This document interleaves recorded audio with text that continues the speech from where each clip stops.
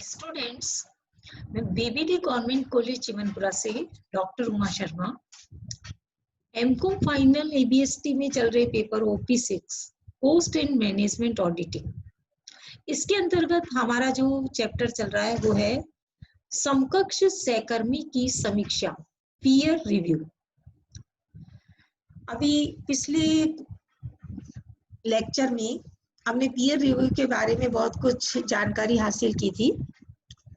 आगे हम पढ़ रहे हैं सहकर्मी की समीक्षा के कथन का लक्ष्य समीक्षा के क्षेत्र को विगत 3 वर्षों में सीमित करना है। ये जो समीक्षा की जा रही है उसके विगत 3 वर्षों का अध्ययन करना है, क्योंकि इससे उस व्यावसायिक इकाई में अपनाई गई प्रक्रियाओं के संबंध में यह ज्ञात हो जाएगा कि उनमें दृढ़ एकरूपता है या कोई विचलन है। एक व्यावसायिक इकाई से तात्पर्य है व्यवसाय में लगे सदस्य जो चाहे अकेले अलग अलग व्यवसाय कर रहे हों अथवा चार्टेड अकाउंटेंट की एक फर्म के रूप में। सहकर्मी की समीक्षा की संपूर्ण प्रक्रिया सत्यापन सेवाओं की ओर निर्दिष्ट है, जिसका उपयोग अंकेक्षण सेवाओं के रूप में भी किया जा सकता है। व्यावसायिक इकाई का सत्यापन कार्य या इसका अंकेक्षण कार्य सहकर्मी की समीक्षा के अंतर्गत सत्यापन सेवाओं में वित्तीय लेन देनों, पुस्तकों, खातों या रिकॉर्ड का अंकेक्षण या जांच करना और वित्तीय लेखांकन और संबंधित विवरण पत्रों का सत्यापन या प्रमाणीकरण सम्मिलित है। सत्यापन सेवाओं पद में भी वे सभी सेवाएं सम्मिलित होती हैं, जैसे आंतरिक अंकेक्षण, समवर्ती अंकेक्षण आदि, जिनमें उपयोगकर्ताओं के लिए किसी प्रकार के आश्वासन के तत्व का प्रावधान रहता है। विशेष रूप से सेवाएं जो सत्यापन सेवाओं के क्षेत्र के बाहर रखी गई हैं, वे हैं प्रबंधन को सलाहकार संबंधी सभी अनुबंध, अधिकारियों के समक्ष अपने मुवक्किल का प्रतिनिधित्व करना, टैक्स रिटर्न तैयार करना और टैक्स संबंधी सलाह देना, संकलन सेवाएं, साक्ष्य देना या प्रमाणित करना और तथ्यों पर आधारित विशेषज्ञ की राय देना। यह ध्यान रहे कि कार्यालय की प्रणाली और प्रक्रियाओं और कर्मचारियों के प्रशिक्षण के कार्यक्रम की समीक्षा करते समय समीक्षक को उन क्षेत्रों पर ध्यान केंद्रित करना है जो निष्पादित सत्यापन सेवाओं को प्रभावित कर सकते हैं।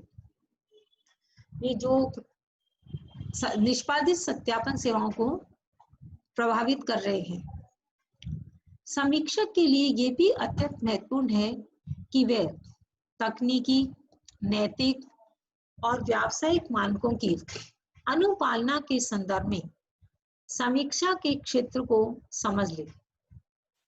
समकक्ष सहकर्मी समीक्षा board institute of chartered accountants of India की परिषद ने मार्च 2002 में सत्यापन कार्य में लगे हुए व्यवसायी सदस्यों की सेवाओं की गुणवत्ता बनाए रखने और उसमें सुधार करने के लिए समकक्ष सहकर्मी समीक्षा बोर्ड का गठन किया था। मतलब ये समीक्षा बोर्ड का गठन इसलिए किया गया था कि सत्यापन कार्य में लगे व्यवसायी सदस्यों की सेवाओं को गुणवत्ता बनाए रखने और उनमें सुधार करने के लिए बोर्ड में अधिकतम 12 सदस्य परिषद द्वारा नियुक्त किए जाएंगे। अधिकतम 12 सदस्य हो सकते हैं, जिनमें कम से कम 9 परिषद के सदस्यों में से होंगे। एक बोर्ड के शेष सदस्यों का चयन बाहरी संस्थाओं और बाहरी संस्थाओं और उच्च सत्यनिष्ठा और प्रतिष्ठा वाले प्रमुख व्यक्तियों, जिनमें भूतपूर्व लोक सेवक हो सकता है, नियामक अधिकारी बैंक का अधिकारी, व्यवसायी, चार्टेड अकाउंटेंट, सुरक्षा उद्योग के अधिकारी, शिक्षाविद, अर्थशास्त्री और व्यावसायिक प्रबंध संचालक सम्मिलित होंगे में से किया जाएगा। ऐसे व्यक्ति यथासंभव चार्टेड अकाउंटेंट होंगे। यदि वे इंस्टीट्यूट के सदस्य हैं तो इन्हें बोर्ड के सेवरत सदस्य माना जाएगा, अन्यथा इन्हें बोर्ड में विशेष आमंत्रित सदस्य माना जाएगा। सहकर्मी समीक्षा बोर्ड का अध्यक्ष और उपाध्यक्ष परिषद द्वारा परिषद के सदस्यों में से नियुक्त किए जाते हैं। बोर्ड में परिषद के सदस्यों के कम से कम 2/3 सदस्यों के पास व्यवसाय करने का प्रमाण पत्र होना आवश्यक है। एक सदस्य का कार्यकाल 1 वर्ष या परिषद द्वारा निर्धारित कोई अवधि होगी। बोर्ड में आकस्मिक रिक्तियों परिषद के द्वारा भरी जाएंगी। Institute of chartered accountants of India की अनुशासन समिति या नैतिक मानकों पर समिति के सदस्य सहकर्मी समीक्षा बोर्ड के भी सदस्य नहीं बन सकेंगे। समीक्षक की योग्यताएं। सहकर्मी समीक्षा बोर्ड समीक्षकों का एक पैनल बनाकर रखेगा। पैनल का सदस्य बनने के लिए एक व्यक्ति को institute of chartered accountants of India का सदस्य होना आवश्यक है। ये आवश्यक है कि वो institute of chartered accountants of India का सदस्य हो। वह अंकेक्षण का कम से कम 10 वर्ष का अनुभव होना चाहिए।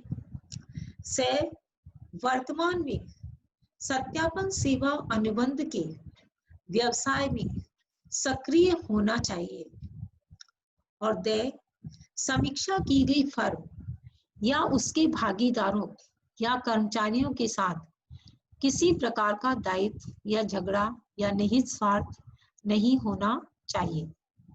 ओके स्टूडेंट्स, आज हम इस लेक्चर में इतना ही पढ़ेंगे। आगे और जानकारी हासिल करेंगे। आज का लेक्चर मैं यही समाप्त करती हूँ।